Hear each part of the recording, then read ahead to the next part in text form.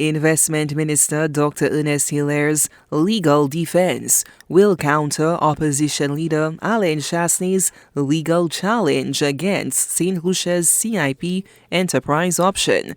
At the pre-cabinet press briefing on Monday morning, Dr. Hilaire confirmed Chastanet's filed injunction will go before the courts for litigation on May 2nd, 2025. And I think we can all agree that the leader of the opposition has persistently attacked the CIP regionally and internationally, and now through the courts, as I mentioned. Of course, he's taken an injunction to halt its operation, and again, with no regard for the impact on the people of St. Lucia.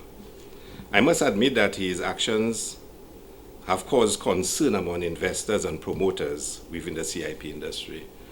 He did it calculatedly to hurt St. Lucia, and it has had an effect on us. But we're going to continue to fight it to ensure that we win. Shaken investor confidence could threaten St. Lucia's CIP, a key revenue source for the SLP administration's development agenda. In response to growing scrutiny, the government is moving to strengthen CIP legislation, reinstating exclusivity to attract the highest caliber of clientele. We also want to make a major announcement that in the coming period, we will also propose amendments to the Citizenship-by-Investment Act and the accompanying regulations.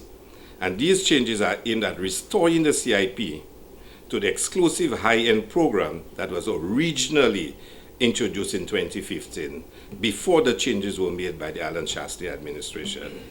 So these amendments will reintroduce quotas on citizenship granted, net worth requirements, escrow account requirements, and all of the changes that were enacted under the previous administration to ensure that our program is more robust, and it is more rigid, and it is also an exclusive, highly attractive program.